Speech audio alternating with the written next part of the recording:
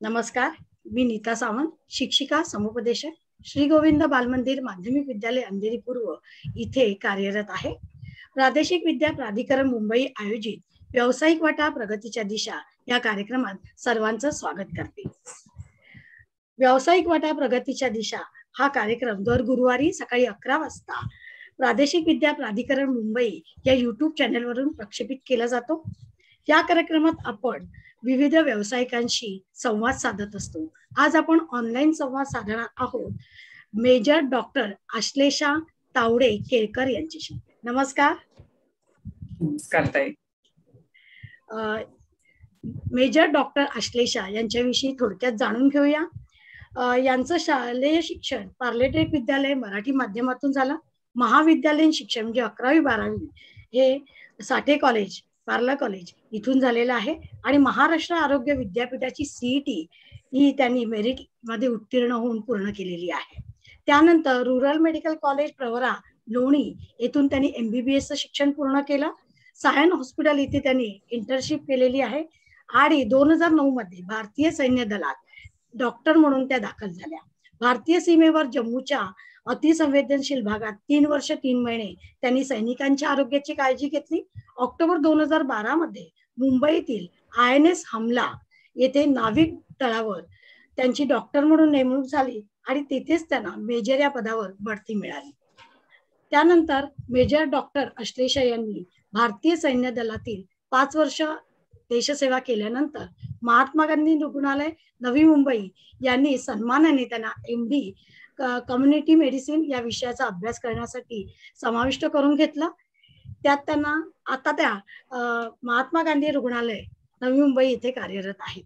त्यांचा हा सर्वच प्रवास ध्येयनिष्ठ, प्रगतिशील आणि प्रेरणादायी असा आहे. डॉक्टर आश्लेषा, तुमचे खूप खूप अभिनंदन आणि पुढील वाटचालीसाठी हार्दिक हार्दिक शुभेच्छा.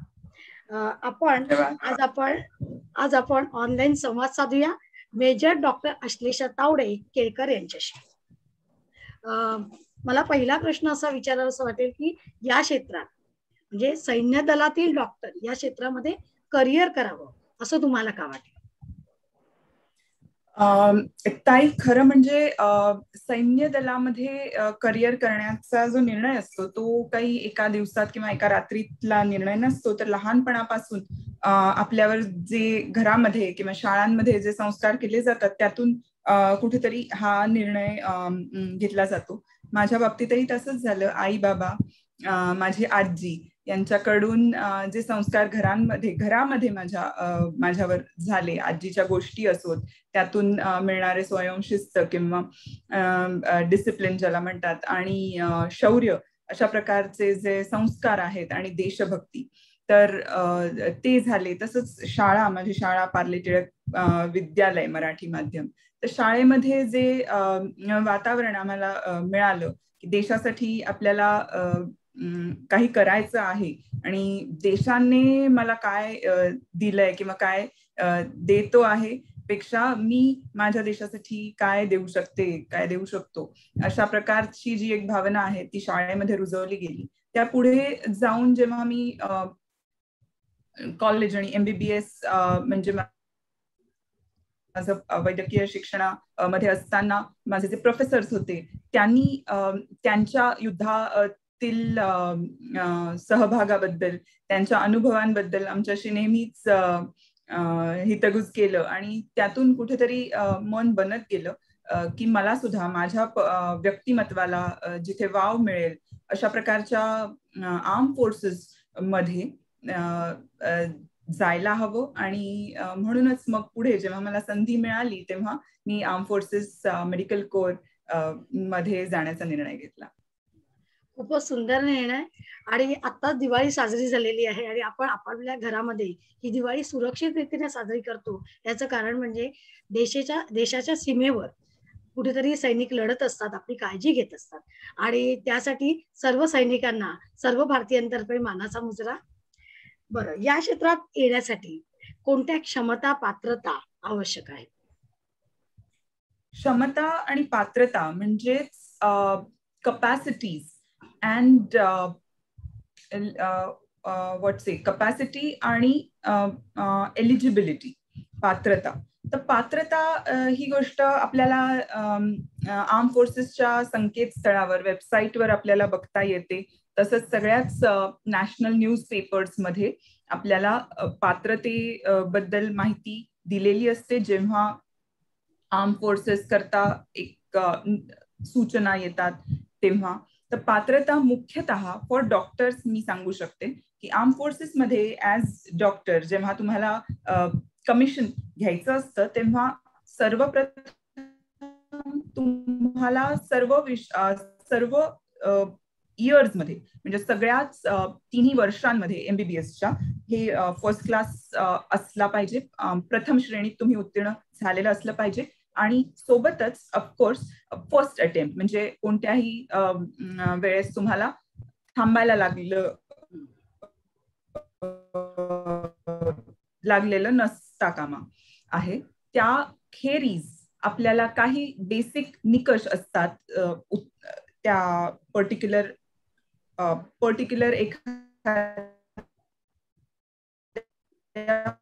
ट्रेड करता किंवा पर्टिक्युलर जसं उंचीचे काही निकष असतात किंवा वजनाचे निकष असतात, आयसाईट डोळ्यांचा नंबर वगैरे ह्याचे निकष असतात आणि सोबतच काही मेजर सर्जरीज किंवा काही कंजनायटल डिफेक्ट्स अशा प्रकारचे जे असतात त्यांच्या बाबतीत काही निकष असतात जे आपल्याला आपले क्लिअर असले पाहिजेत. तर यांच्या बाबतीत सुद्धा आपल्याला त्यांच्या वेबसाईट्सवर माहिती मिळते. वजन ही गोष्ट किंवा अजून काही जसं हिअरिंग इत्यादी जर निकषात एखादा कॅन्डिडेट बसत नसेल, काही आठवड्यांचा अवधी दिला जातो ज्याच्यामध्ये त्यांच्या फिटनेसवर हे कॅन्डिडेट काम करू शकतात आणि पुन्हा इंटरव्ह्यू करता अपिअर होऊ शकतात आणि मग त्यांना पुन्हा एकदा संधी दिली जाते सिलेक्शन करता. तर अशा प्रकारचे काही निकष असतात. पण मुख्यतः एक मानसिक क्षमता जी असते ती पारखली जाते. सिलेक्शन प्रोसिजर ही सोपी असते. एक इंटरव्ह्यू असतो ज्याच्यामध्ये मल्टिपल स्पेशलिस्ट असतात आणि it is a long round table 17 किंवा 18 लोकांचं ते पॅनल असतं आणि मी as a young medical graduate त्या रूम मध्ये एंटर करतो आणि माझं वैद्यकीय शिक्षण किंवा माझं वैद्यकीय नॉलेज हे तर पारखलं जातच, पण ते तेवढंच पुरेसं नसतं. केवळ पुस्तकी ज्ञान हे पुरेसं नसतं. तर तुमचं प्रसंगावधान कसं आहे, एखाद्या स्ट्रेसफुल सिच्युएशन मध्ये तुम्ही कसं रिॲक्ट करताय, तुम्ही कशी एखादी घटना हँडल करू शकता, अशा प्रकारचं जे तुमचं पारख असते ती याच्यामध्ये होते. कारण बरेचदा असं असतं की जे आर्म फोर्सेसमध्ये डॉक्टर्स असतात त्यांच्याकडे एखाद्या अद्ययावत हॉस्पिटलमध्ये जशा प्रकारची अद्ययावत उपकरणं असतात डायग्नोसिस करता किंवा ट्रीटमेंट करता, ही बॉर्डर इलाक्यामध्ये आपल्याला मिळत नाहीत. तर मुख्यतः तुमचं जे क्लिनिकल अक्युमेंट म्हणतात त्याच्यावर भर दिला जातो. तसंच तुमचं जे प्रसंगावधान आहे, अगदी चांगले स्टुडंट सुद्धा परीक्षेच्या स्ट्रेसमध्ये केलेला अभ्यास विसरतात.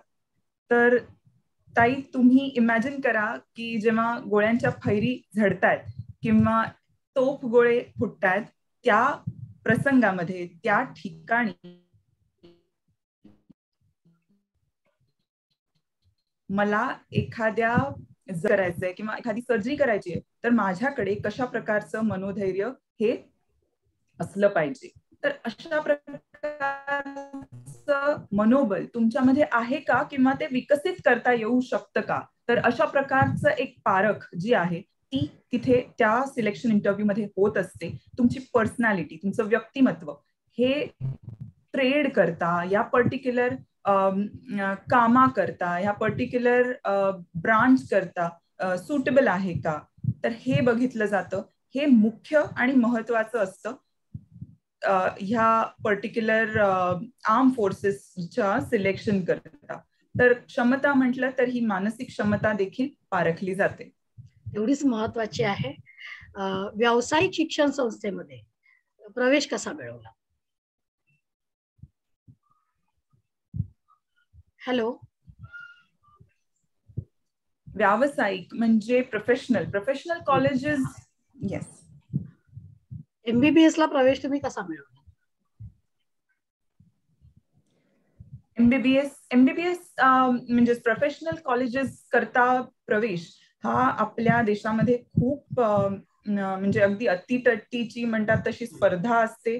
आणि आपल्याला सगळ्याच मुलांना ज्यांना अशा प्रकारच्या करिअर्स मध्ये जायचं आहे त्यांना ह्या स्पर्धेला तोंड द्यावंच लागतं. आणि हे सत्य आहे. सो आपल्याला ते ऍक्सेप्ट करायचं असतं. तर असं आहे की MBBS ला प्रवेश मिळवणं आजही बऱ्याच कठीण असं गणलं जातं. आणि जेव्हा मी MBBS प्रवेश घेत होते तेव्हा MHCET आणि ऑल इंडिया CET तसंच AFMC इत्यादी अदर काही आणखीन एंट्रन्स एक्झाम्स होत्या. आता पूर्ण देशभरामध्ये केवळ नीट ही एक एंट्रन्स एक्झाम आहे.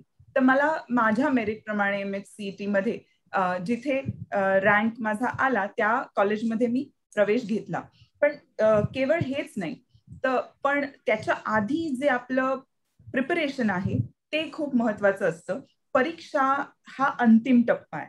पण थ्रू आउट म्हणजे 10वी नंतर 11वी आणि 12वी ही काही वर्ष असतात जी खूप क्रिटिकल असं म्हणतात. आणि ऑफकोर्स दे आर क्रिटिकल, कारण त्याच्यावर तुमचा पूर्ण म्हणतात त्याला पूर्ण पुढचा प्रवास किंवा तुम्ही कोणत्या शाखा निवडणार, तुमचं पुढे करिअर कोणत्या दिशेने जाईल हे त्या काही वर्षांवर अवलंबून असतं. तर त्या वर्षांमध्ये आपण किती डिटर्मिनेशन आणि डेडिकेशन म्हणजे किती संयम, किती आपण निष्ठेने आपल्या जे काही ध्येय आहे त्याच्या पूर्ततेकरता किती मेहनत करू शकतो ह्याच्यावर शेवटी अवलंबून असतं. सर्वात प्रथम म्हणजे मला असं वाटतं की मी माझा निर्णय घेणं खूप गरजेचं होतं. मला माझे आई वडील सांगतायत की डॉक्टर हो म्हणून मी डॉक्टर होतीये, किंवा मला माझे आई बाबा सांगतायत की इंजिनियर हो, किंवा माझा मित्र इंजिनिअरिंगला जातोय म्हणून मी जातोय.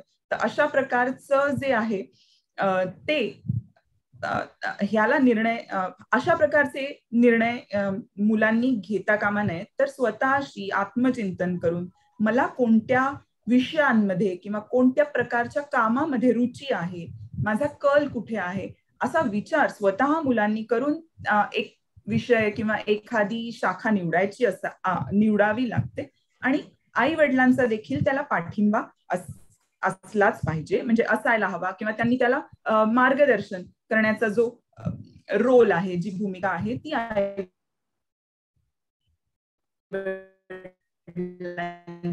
असते. तसंच माझ्या मार्गदर्शन जेव्हा जेव्हा गरजेचं होतं त्यांनी ते केलं. केवळ परीक्षेच्या काळामध्ये अभ्यास हा अशा प्रकारच्या प्रोफेशनल कोर्सेस मध्ये जाण्याकरता उपयोगी पडत नाही. There are no crash courses and no shortcuts. तुम्हाला एक सतत एक प्रकारचं डेडिकेशन आणि शिस्तीने काम करायला लागतं.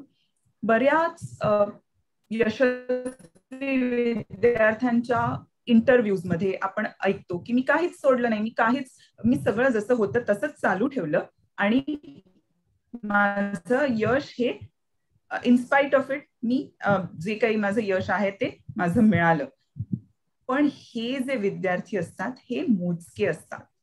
बहुतांशी विद्यार्थ्यांना एक प्रकारची जी शिस्त आहे ती अंगी बाणवावीच लागते. आणि काही छोटे छोटे सॅक्रिफायसेस किंवा त्याग जे म्हणतात त्याला करावे लागतात. कशा प्रकारचे, समजा एखादी पार्टी आहे जी माझ्या मित्राची, मला वाढदिवसाला जाता येत नाही त्या पार्टीला,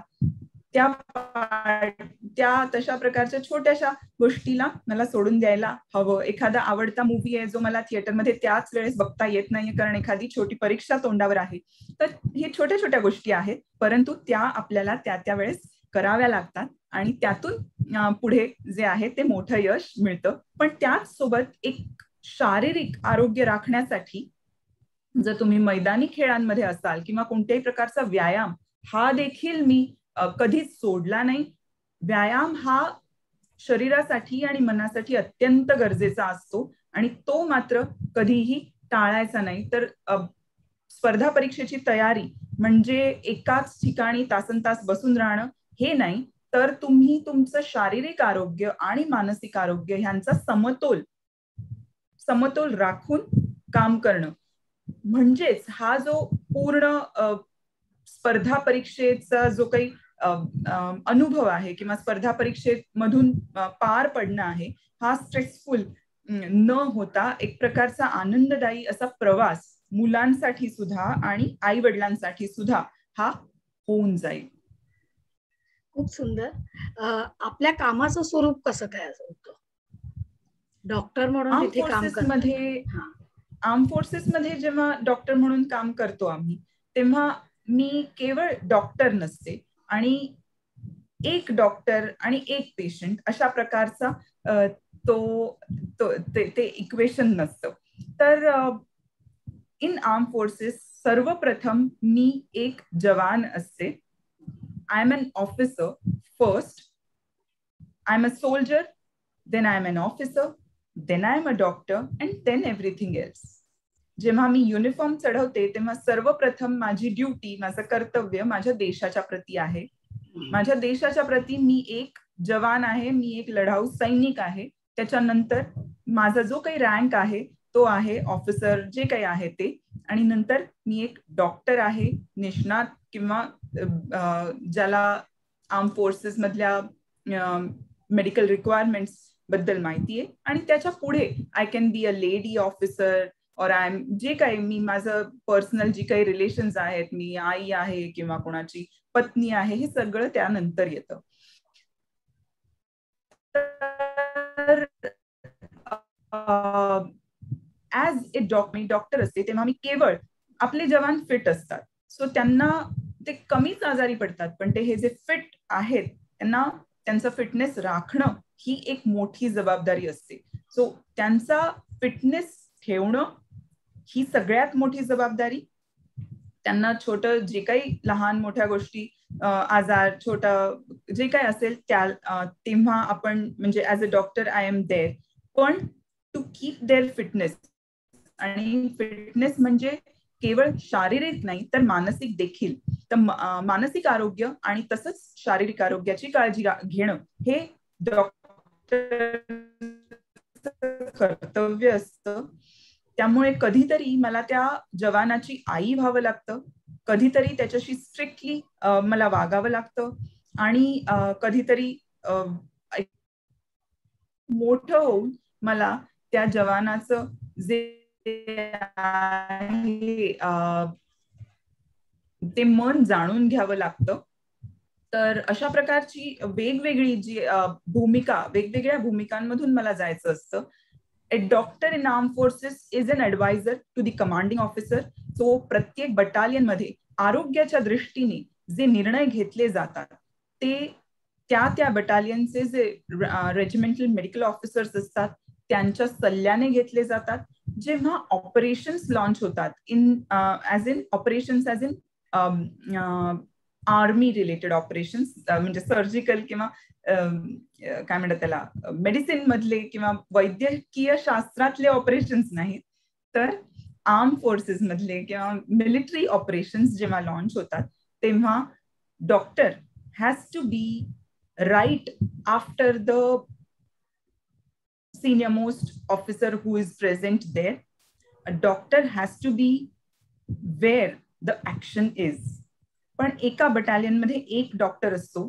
त्या डॉक्टर ला सर्व कंपनीज मध्ये सर्व ठिकाणी प्रेझेंट राहता येत नाही, म्हणूनच त्याचे हात कान डोळे म्हणून नर्सिंग असिस्टंट्स असतात, ज्यांना डॉक्टर आम्ही स्वतः ट्रेन केलेलं असतं, किंवा बॅटलफील्ड नर्सिंग असिस्टंट्स असतात जे जवान असतात, ट्रेन्ड जवान आहेत, पण त्यांना मी स्वतः ट्रेन केलेलं असतं आणि त्यांना माझे हात म्हणून माझ्या इन्स्ट्रक्शन्सवर माझ्या पासून लांब असलेल्या एखाद्या ठिकाणी जेव्हा एखादी कॅज्युअलिटी होत असते किंवा होते तेव्हा माझ्या इन्स्ट्रक्शन्सवर त्यांना काम करण्याची क्षमता मी डेव्हलप करायची असते. सो एक प्रकारचं बिल्डिंग किंवा ट्रेनिंग ही एक जबाबदारी आहे. तर अशा मल्टिपल वेगवेगळ्या जबाबदाऱ्या ह्या आर्म फोर्सेस मेडिकल कॉलेज किंवा आर्म फोर्सेस मेडिकल कोर मधले जे डॉक्टर्स आहेत त्यांनी पार पाडायच्या असतात. आणि ऍज अ सोल्जर किंवा as an officer he has to be a good leader. Arm forces lead by example. आम्ही उदाहरण घालून देतो आणि तेव्हाच त्या क्षमता किंवा त्या गोष्टी आम्ही आमच्या जवानांकडून अपेक्षा करतो. तर अशा प्रकारचं एक लीडरशिप क्वालिटी देखील असणं खूप खूप गरजेचं असतं. खूप छान. आपला हा जो प्रवास आहे तो प्रवास आर्म फोर्स मेडिकल कॉलेज मधले डॉक्टर ते पुढे मेजर, हा प्रवास कसा झाला? आर्म फोर्सेस मेडिकल कोर मध्ये जेव्हा रुजू होतो आपण किंवा कमिशनिंग माझं झालं तेव्हा at the rank of captain. तो सुद्धा एक वेगळा अनुभव असतो. जेव्हा तुमच्या घरी ते पत्र येतं की जे प्रेसिडेंट ऑफ इंडिया म्हणजे भारताच्या राष्ट्रप्रमुखांकडून, राष्ट्रपतींकडून येतं, तो क्षण जो असतो तो कोणत्याही ऑफिसर करता किंवा not just the officer, for his entire family it is a pride. तो एक अत्यंत गौरवाचा क्षण असतो की जेव्हा तुम्हाला कमिशनिंग मिळतं किंवा कमिशन मिळतं. जसं मी आधी म्हटलं होतं ताई तुमच्याशी बोलताना की हा एक जॉब नाही तर ही एक जबाबदारी आहे, ही एक जीवन पद्धती आहे किंवा जगण्याची शैली आहे आर्म फोर्सेस. तर त्याच्याकडे एक नोकरी म्हणून बघितलं जात नाही आणि बघू नये. तर त्यामुळे जेव्हा एक सामान्य मुलगा किंवा सामान्य मुलगी ही आर्म फोर्सेस मध्ये जाते तेव्हा केवळ ती आर्म फोर्सेस मध्ये जात नसते तर तिचं अख्खं कुटुंब आर्म फोर्सेसच्या मोठ्या परिवाराशी जोडलं जातं आणि द होल फॅमिली, ती पूर्ण कुटुंब आर्म फोर्सेस फॅमिली बनतं. तर त्यामुळे एक प्रकारचं त्या जेव्हा हा म्हणून जसं आधी आपण म्हटलं की निर्णय घेताना एका रात्रीत घेतला जात नाही तर पूर्ण कुटुंबाचा त्याच्यामध्ये सहभाग लागतो. तसंच आर्म फोर्सेस मध्ये जेव्हा जॉईन केलं तेव्हा मी कॅप्टन रँकवर जॉईन केलं आणि मला अजून पण तारीख आणि तो क्षण आठवतो जेव्हा माझ्या खांद्यावर ब्रास स्टार्स लागले आणि आई बाबांच्या डोळ्यामधलं कौतुक मी विसरू शकत नाही. आणि आपण सगळेच आपल्या आई वडिलांना, आपल्या कुटुंबाला आपला अभिमान वाटावा याकरताच कुठेतरी काम करत असतो. नेहमीच आपण त्याचाच प्रयत्न करत असतो. आणि त्यानंतर मला ट्रेनिंग नंतर जेव्हा मी बॉर्डर एरिया म्हणजे LOC फ्रॉम नौशेरा, रजौरी, पुंछ, सुरनकोट अशा भागामध्ये साधारण 3.5 वर्षानंतर जेव्हा मी नेक्स्ट माझं जेव्हा पोस्टिंग आलं ते INS हमला. जे आर्म फोर्सेस डॉक्टर्स असतात ते AFMC किंवा आर्मी मेडिकल कोर मधून 3ही शाखांमध्ये आर्मीच्या म्हणजे आर्मी, नेव्ही, एअरफोर्स मध्ये विभागले जातात रिक्वायरमेंट प्रमाणे. तर त्यामुळे जे डॉक्टर्स असतात ते 3ही कोर मध्ये किंवा 3ही शाखांमध्ये आर्मी मेडिकल कोर मधूनच जातात. आणि त्याप्रमाणे माझं नेक्स्ट पोस्टिंग जे होतं ते INS हमला, जे लॉजिस्टिक्स बेस आहे इंडियन नेव्हीचा, तिथे झालं. आणि तिथेच मला माझा नेक्स्ट रँक मिळाला, पुढचा माझं प्रमोशन, दॅट वॉज मेजर. तर तिथे एक वेगळा अनुभव होता, दॅट वॉज नेव्ही. आणि प्रत्येक म्हणजे आर्मीचं कल्चर किंवा आर्मीचे वेगवेगळ्या परंपरा ह्या वेगळ्या आहेत, तसंच नेव्हीचा एक प्रकारचा वेगळे अनुभव आहेत. आणि तिथे माझं जे मेजर, कॅप्टन टू मेजर जो एक छोटा प्रवास होता तो त्या ठिकाणी I picked up my rank, जे अशोक स्तंभ माझ्या खांद्यावर नेव्हल बेस मध्ये INS हमला मध्ये लागले. अतिशय गौरवशाली अशी परंपरा तुम्हाला लाभली. पुढचा प्रश्न मी असा विचारते की पुढील शिक्षण म्हणजे आता मेजर झालेला, आता पुढच्या शिक्षणाचे कोणते मार्ग उपलब्ध आहेत? MBBS नंतर पोस्ट ग्रॅज्युएशन म्हणजे MD हे नॅचरल प्रोग्रेशन असतं. आर्म फोर्सेस मध्ये जर मी असेल तर मला MBBS नंतर माझं पोस्ट फील्ड पोस्टिंग 4 वर्षांनंतर मला ही संधी मिळते. आर्म फोर्सेस मध्ये if I finish my arm forces commission, त्याच्यानंतर ऍज एक्स सर्व्हिसमॅन मला पुन्हा पोस्ट ग्रॅज्युएशनची संधी ही मिळते. मला पोस्ट ग्रॅज्युएशन जे करायचं होतं ते कम्युनिटी मेडिसिन या विषयामध्ये करायचं होतं, कारण आर्म फोर्सेस मध्ये कम्युनिटी मेडिसिनला अत्यंत महत्व दिलं जातं. कम्युनिटी मेडिसिन म्हणजे एक डॉक्टर जो एका कम्युनिटीची काळजी घेतो, एका पर्टिक्युलर पेशंटची नाही तर एक पूर्ण कम्युनिटी ही माझी इज लाईक माय पेशंट. आणि मला कम्युनिटी किंवा एक समाज हा माझ्याकरता एक युनिट असतो आणि त्याच्याकरता मला वेगवेगळ्या प्रकारे अशा प्रकारे स्ट्रॅटेजाइज करायचं आहे की जिथे एखादा आजार हा झाल्यानंतर त्याची ट्रीटमेंट करण्यापेक्षा एखादा आजार हा या समाजामध्ये किंवा या पर्टिक्युलर कम्युनिटीमध्ये पसरू नये यासाठी मला उपाययोजना करायची असते, ज्याला प्रिव्हेंटिव्ह मेडिसिन असं म्हटलं जातं. तर तो माझ्या आवडीचा विषय होता आणि त्यामध्ये मी post graduation MD community medicine हे केलं. या क्षेत्रामध्ये काम करताना कोणती आव्हानं आली? आर्म फोर्सेस मध्ये काम करताना ताई, arm forces is itself a challenging career. Challenging career तर ते जरूर आहे, कारण वेगवेगळ्या प्रकारची आव्हानं असतात. एक सर्वात प्रथम जे सगळ्यांच्या मनात असतं ते म्हणजे आपण आपल्या कुटुंबापासून लांब असतो. माझं उदाहरण द्यायचं तर मी 12वी पर्यंत किंवा MBBS होईपर्यंत मुंबई सारख्या मेट्रो सिटी मधून बाहेर गेले नव्हते.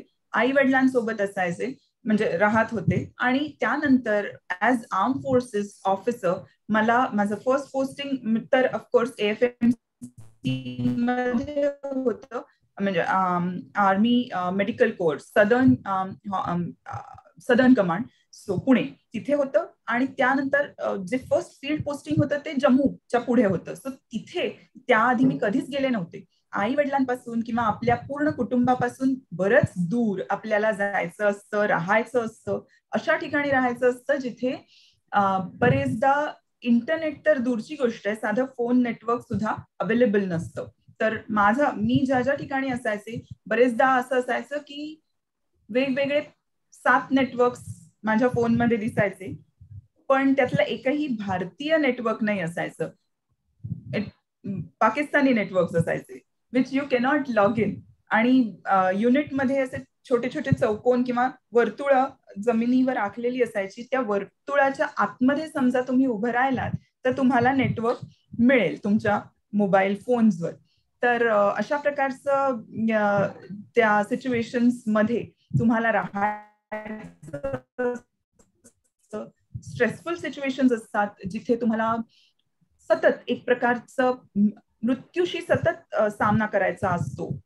आपल्याला माहित नसतं की शत्रू ज्या ठिकाणी मी आहे तिथे CICT काउंटर इन्सर्जन्सी काउंटर टेररिझम असं ज्याला म्हणतात तो एरिया, तो इलाका आहे. आणि तिथे समोरासमोर युद्ध नाही केलं जात, तर छुपे युद्ध होतात किंवा छुपे हल्ले होतात. आणि त्यामुळेच आपल्याला माहित नसतं की कोणत्या वळणावर किंवा कोणत्या कोपऱ्यात शत्रू कदाचित दबा धरून बसलेला आहे. आणि जेव्हा माझी जिप्सी, जेव्हा माझं व्हेकल या रस्त्यावरून पुढे जातंय किंवा मी एखाद्या पेशंटला घेऊन त्याला इव्हॅक्युएट करतेय टू अ बेस हॉस्पिटल, मला माहित नाही की पुढच्या कदाचित एखादं IED ब्लास्ट होऊ शकतो किंवा एखादं फायरिंग माझ्यावर येऊ शकतं. तर अशा प्रकारचा स्ट्रेस हा तर नेहमीच असतो.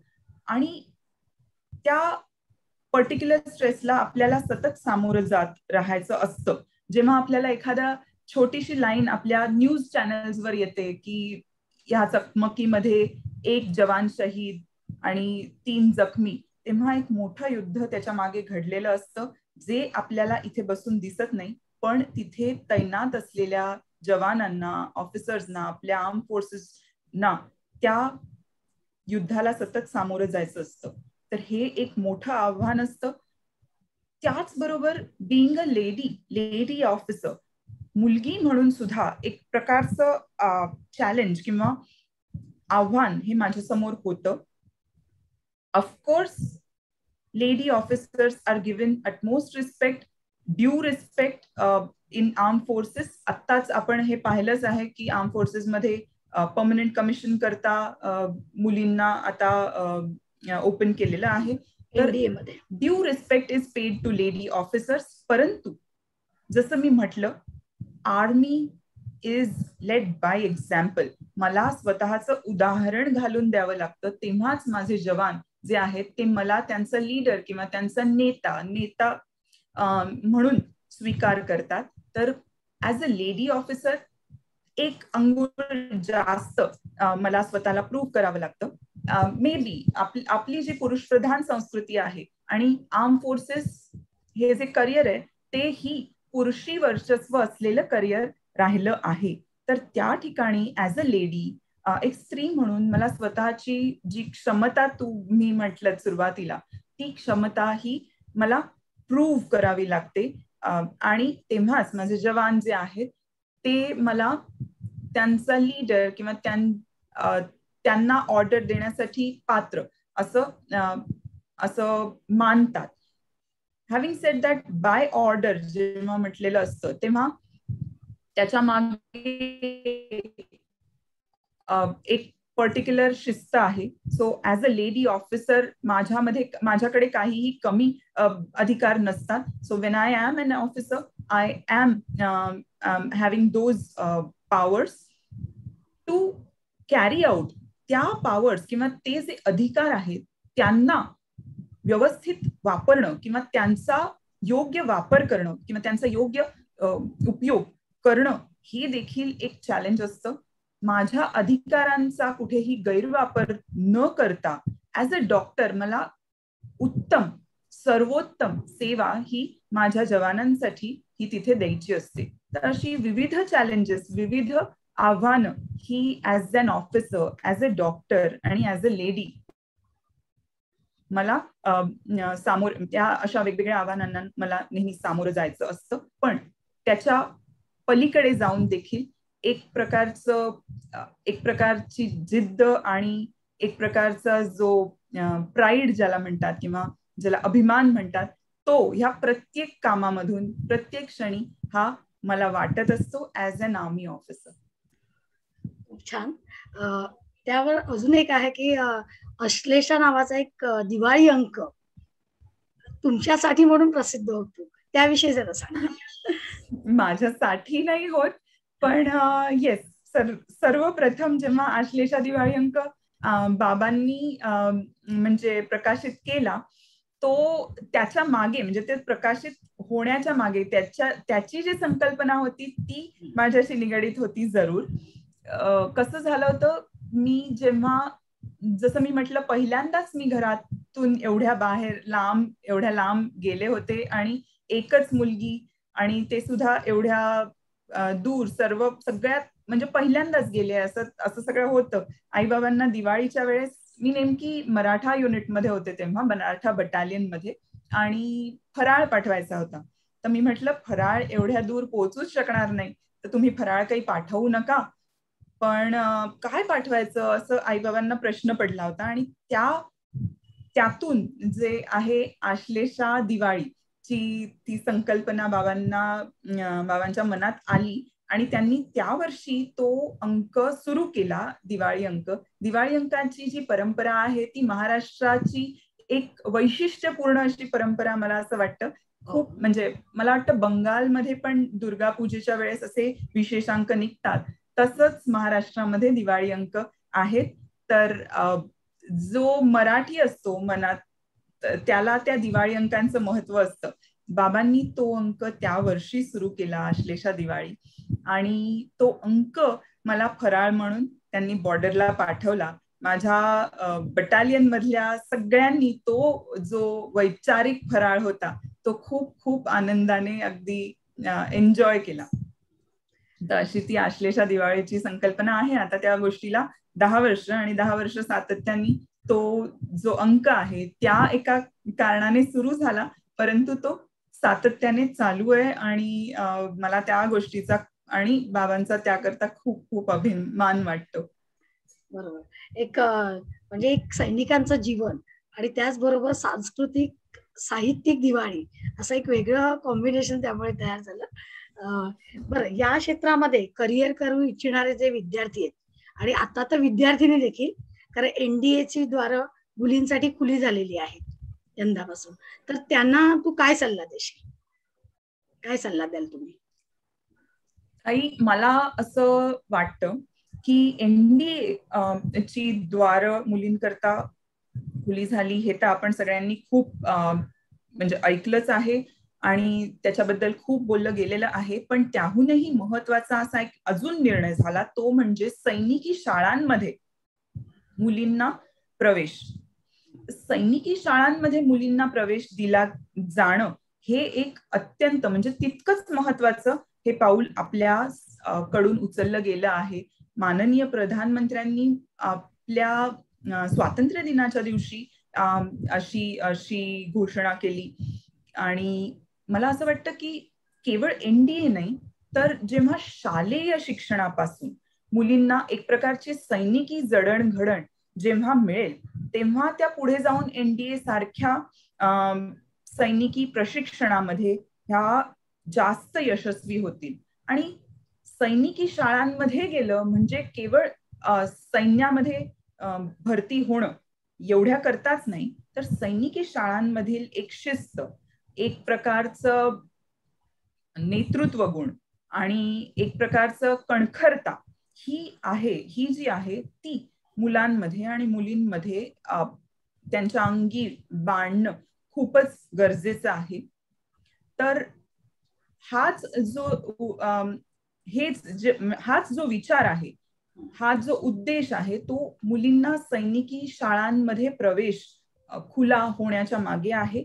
आणि मला असं वाटतं की हा खूप महत्वाचा निर्णय आहे आणि ह्याची देखील तेवढीच चर्चा झाली पाहिजे जेवढी एनडीए करता. कारण एनडीए मधून केवळ मी पुढे आर्मी मध्ये जाणार आहे, पण सैनिकी शाळांमधून मी कोणत्याही ब्रांचमध्ये कोणत्याही शाखेत जरी जाणार असेल तरी पण ती जी जडणघडण आहे त्या प्रकारची जडणघडण मला प्रत्येक क्षेत्रामध्ये ही उपयोगी पडणार आहे. तर मला असं वाटतं मुला मुलींनी जेव्हा सैन्य प्रशिक्षणाचा जेव्हा विचार करतात तेव्हा केवळ आर्मी मध्ये किंवा आर्म फोर्सेस मध्ये मला जायचंय म्हणून असं नाही, तर या प्रकारच्या प्रशिक्षणाचा तुमच्या दैनंदिन जीवनामध्ये एक चांगला प्रभाव पडणार आहे ह्या हेतूने करायचा आहे. मुलांना आणि मुलींना ज्यांना आर्म फोर्सेस मध्ये जाण्याची इच्छा आहे त्यांनी आत्तापासून म्हणजे तुम्ही तुमच्या करिअरच्या ज्या टप्प्यावर आहात त्या टप्प्यापासून त्या क्षणापासून तुम्ही तयारी करायची गरज आहे. आणि शारीरिक तयारी तर आहेच पण मानसिक देखील, जसं मी आधी सुरुवातीला म्हटलं आणि नंतरही की हा केवळ माझा निर्णय नसतो तर पूर्ण कुटुंबाचा असतो. तर पूर्ण कुटुंबाने सोबत असणं हे देखील गरजेचं असतं. जसं अभ्यास हा गरजेचा आहेच, कारण आर्म फोर्सेस मध्ये जाणं याच्याकरता तुम्हाला अभ्यासामध्ये उत्तम यश मिळणं हे गरजेचं असतं. ज्या एंट्रन्स एक्झाम्स असतात त्याच्यामध्ये यशस्वी होणं हे गरजेचं असतं. त्यामुळे आम्ही इक्वल टू केवळ शारीरिक शिक्षण नाही, केवळ अभ्यास नाही, तर या वेगवेगळ्या पैलूंचा किंवा वेगवेगळ्या क्षेत्रांचा समतोल हा आहे. पण मुळात स्वयंशिस्त ही सर्वात महत्वाची आहे आणि कन्सिस्टन्सी किंवा सातत्य तुमच्या प्रयत्नांमध्ये तुम्ही जेव्हापासून ठरवलं तेव्हापासून तुमच्या प्रयत्नांमध्ये हे सातत्य असणं गरजेचं आहे. आज मला आर्मीमध्ये जायचंय आणि उद्या मला कॉर्पोरेटमध्ये एखादा लठ्ठ पगार घ्यायचा आहे किंवा परवा मला अभिनेता व्हायचंय, अशा प्रकारचं जे फ्लक्च्युएशन असतं ते त्या वयामध्ये अभिप्रेत आहे, लहान वयामध्ये किंवा ज्या ठिकाणी आपल्याला खूप संधी आहेत तेव्हा अभिप्रेत आहे. पण जसं मी आधी म्हटलं तसं की प्रत्येकाने, प्रत्येक विद्यार्थ्याने हा स्वतःशी विचार करून आपल्याला खरंच कोणत्या दिशेला जायचंय, कुठे आपला कल आहे, त्याप्रमाणे पुढे जाणं, त्या प्रकारचे निर्णय घेणं हे गरजेचं आहे. तर त्याच्याकरता एक मुळात स्वयंशिस्त हवी आणि त्याच सोबत सातत्य, तुमच्या मेहनत करण्याची तयारी ही देखील हवी. खूप छान. असं म्हटलं होतं की दिव्यत्वाची जेथे प्रचिती तेथे कर्म असे जुळती. आणि खरोखर आर्म फोर्स मधल्या संधी असू देत किंवा नेहमीच्या जीवनातलं जे काही एक शिस्त असू दे, या सगळ्यांचा मेळ घालून आपला विद्यार्थी हा परिपूर्ण बनण्याकडे जेव्हा वाटचाल करेल, तेव्हा अशा आम्ही ज्या मुलाखती घेतो आहोत त्या सक्सेस झाल्या असं. तुम्ही इथे आलात आणि खूप सुंदर माहिती आमच्या विद्यार्थी, पालक, शिक्षकांना दिली, त्याबद्दल सर्वांतर्फे मी तुमचे आभार मानते. धन्यवाद. धन्यवाद.